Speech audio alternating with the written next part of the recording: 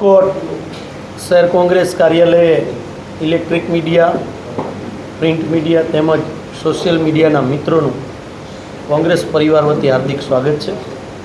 ગુજરાતની અંદર સમગ્ર ઇલેક્શનો સ્થાનિક સ્વરાજના પૂર્ણ થયા પછી ખાસ કરીને ખેડૂતો સાથે જે વ્યવહાર ભારતીય જનતા પાર્ટીની સરકાર દ્વારા કરવામાં આવી રહ્યો છે અને ક્યાંક કંપનીઓને ખટાવવાની વાત સામે આવી રહી છે, ત્યારે સમગ્ર ગુજરાતની અંદર વિરોધ પક્ષ તરીકે તાકાતથી ખેડૂતોનો અવાજ રાખવા માટે કિસાન કોંગ્રેસના ચેરમેન પાલભાઈ આંબલિયા તેમજ લાલજીભાઈ દેસાઈ, જિગ્નેશભાઈ વગેરે અમારા પ્રદેશ કોંગ્રેસના આગેવાનો આપે મીડિયાના માધ્યમથી જોયું હશે કે રાત દિવસ એક કરીને ખેડૂતો માટેની જે લડાઈ આવનારા સમયની અંદર લડી રહ્યા છે, ત્યારે આખા ખેડૂતોના અવાજને ભારતીય જનતા પાર્ટીની આંધળી અને બેરી સરકાર સામે મૂકવા માટે જે આગોતરું આયોજન કરેલ છે એ માટે આજે આપ બધા વચ્ચે આવવાનું જિગ્નેશભાઈને અને પાલભાઈને બંનેને થયું છે. તો હું વિનંતી કરીશ કે આગામી રૂપરેખા ખેડૂતો માટેની લડાઈની રૂપરેખા જિગ્નેશભાઈ અમારા ધારાસભ્ય અને ગુજરાત પ્રદેશ કોંગ્રેસના કાર્યકારી અધ્યક્ષ પણ છે અને એક લડાઈ અમારા કોંગ્રેસના નેતા છે, એમને વિનંતી કરીશ કે આગલી રૂપરેખા જિગ્નેશભાઈ આપને કહેશે. જેમ જિગ્નેશભાઈએ વાત કરી,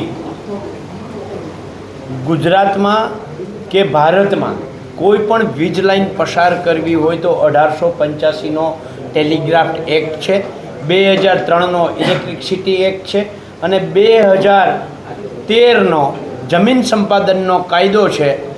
1885, 2003 આ બંને કાયદા એમ કહે છે કે મિનિમમ ડેમેજ મેક્સિમમ કમ્પન્સેશન. 2013નો જમીન સંપાદનનો કાયદો એમ કહે છે કે માર્કેટ ભાવનું 4 ગણું ખેડૂતોને વળતર આપો. આ ગુજરાત સરકારે આ ત્રણ કાયદાઓ ઉપર બુલડોઝર ફેરવી અને 2017, 21, 23, 24 એમ 4 વર્ષોમાં અલગ અલગ પરિપત્રો કરી અને જંત્રી ભાવના, નહીં માર્કેટ ભાવ, જંત્રી ભાવના પહેલાં 7.5%, પછી 15% અને અત્યારે 25% વળતર ખેડૂતોને આપવાનું નક્કી કર્યું છે. એટલે જે ગઈકાલે જીતુભાઈ કહેતા હતા કે ખેડૂતો સાથે કોઈ છેતરપિંડી કરે તો નહીં ચલાવાય, અરે ભાઈ સરકાર પોતે જ છેતરપિંડી કરે છે, કાયદાઓ ઉપર બુલડોઝર ફેરવીને છેતરપિંડી કરે છે, પોતાની માનીતી કંપનીઓને ફાયદો કરાવવા માટે કાયદાઓ ઉપર બુલડોઝર ફેરવી અને પરિપત્રો કરે છે અને એ પરિપત્રમાં 67 મીટરની પહોળાઈમાં કામ કરવાનો કલેક્ટરનો હુકમ હોય છે. 67 મીટર આ થાંભલો ઊભો હોય, 33 મીટર આ બાજુ, 33.5 મીટર આ બાજુ, અને એ રીતે એને આ જગ્યામાં કામ કરવાનો હુકમ છે. આની બહાર જેમ જિગ્નેશભાઈએ કહ્યું એમ 0.5 કિલોમીટર સુધી ખેડૂતના ખેતરોમાં એનો માલ સામાન પાથરે છે. આમ હાથ લાંબો કરીએ એમ તાણિયાઓ, લગભગ 400 મીટરના તાણિયાઓ એ થાંભલો ઊભો કરવા માટે લગાવે છે. તો આ 67 મીટરની બહાર જે 350 મીટર ઉપયોગ કરે છે એમાં નથી ખેડૂત પાસેથી વપરાશી હક લેતા, નથી ખેડૂતને એ જમીન ભાડા કરારથી લેતા.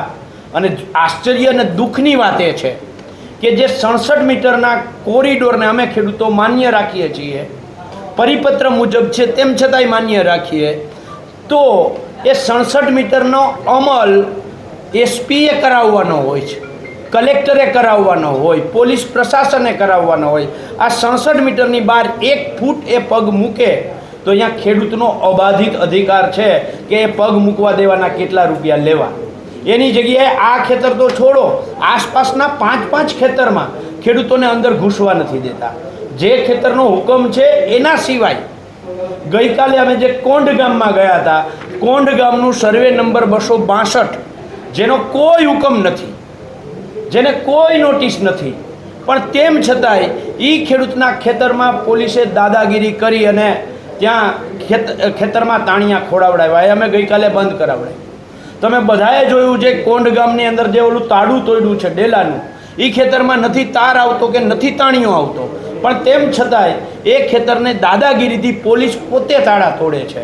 અને જ્યારે ગુજરાત પોલીસ, જેનું રક્ષણ છે તાળા તોડનારને કાયદા મુજબ જેલમાં નાખવાનું, એ જ પોલીસ પોતે તાળા તોડવા આવે તો અમારે ફરિયાદ કોને કરવા જાવી?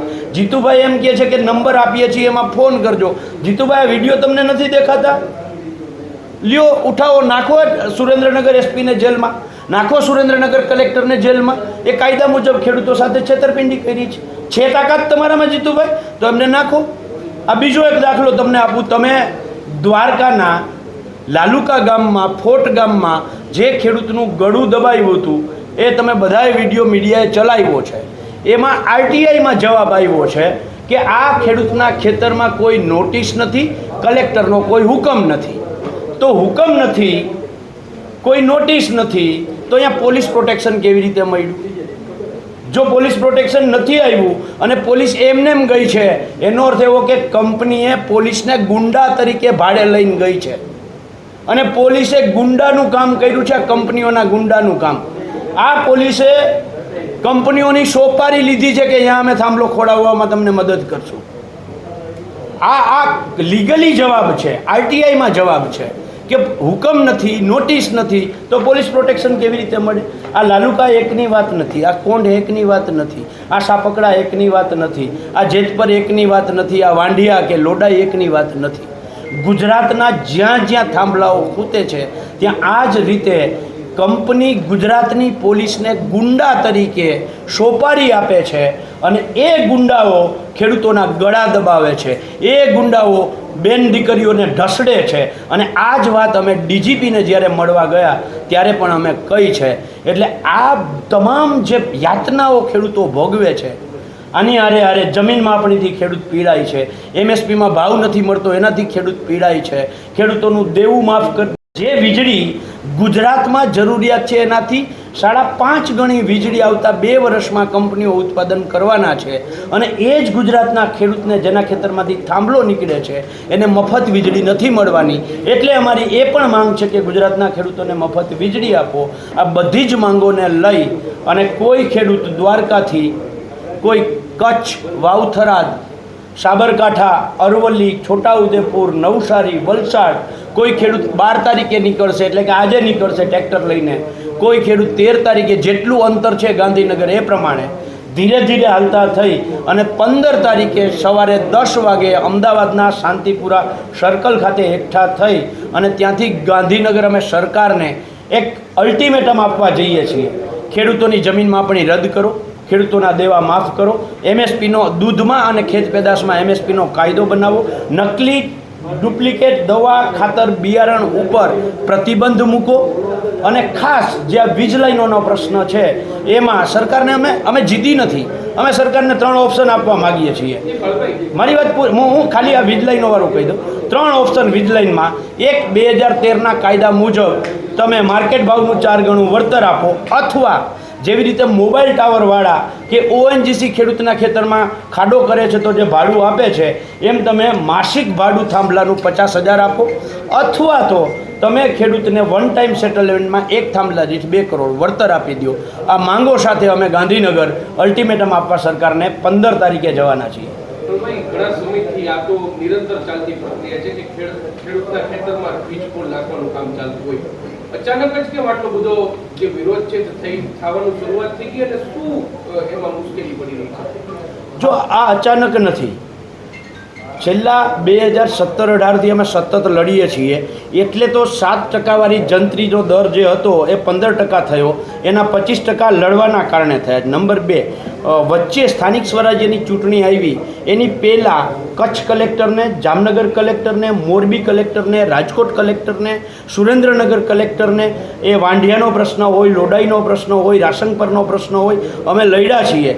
અગાઉ પણ રસ્તાઓ બ્લોક થયા છે. વચ્ચે સ્થાનિક સ્વરાજ્યની ચૂંટણી આવી એટલે સરકાર સાનમાં સમજી ગઈ, એણે તમામ જગ્યાએ કામ બંધ કરી દીધું અને ચૂંટણી પૈતી અને તરત ફરીથી પાછું એ જે તાકાતથી સરકારે અત્યારે કામ ચાલુ કંપનીઓને ગુંડાઓ ભાડે આપવાનું કર્યું છે, એટલે આક્રોશ છે. એટલે અમે ખેડૂતોની વચ્ચે ગયા છીએ અને ખેડૂતોએ સામેથી કહ્યું છે કે હવે બસ થયું, હવે ગાંધીનગર જ જવું પડે. હારે અમારી ટીમ સ્થાનિક સ્વરાજ્યની ચૂંટણી પહેલાં કિસાન સંઘર્ષ સમિતિ અને કિસાન કોંગ્રેસે સાથે મળી અને ખેડૂતના 200 દીકરાઓને 2 દિવસનો સેમિનાર કરાવડાવ્યો હતો અમે આ જ વીજ લાઈનોના પ્રશ્નોને લઈને. હારે હારે વકીલોની ટીમ, આનંદભાઈ યાજ્ઞિક હોય, અમારે જયેશભાઈ પટેલ છે, આખી ટીમ સુપ્રીમ કોર્ટ અને હાઈકોર્ટમાં આ જે 16(1) કલમ છે એ અને ઇલેક્ટ્રિસિટી એક્ટની કલમ 64 જેના આધારે આને સત્તાઓ મળે છે અને જે ખોટું કરે છે અને જે જાહેરનામામાં ખેડૂતના સર્વે નંબર વાઇઝ જાહેરનામાની જગ્યાએ આખા ગામનું જાહેરનામું આપે છે, આ બાબતોને લઈને આવનારા દિવસોમાં આખું ડ્રાફ્ટ તૈયાર થાય છે. એટલે અમે જમીન ઉપર લડાઈ લડવાના છીએ અને નામદાર ગુજરાત હાઈકોર્ટ અને સુપ્રીમ હાઈકોર્ટમાં પણ પડકારવાના છીએ.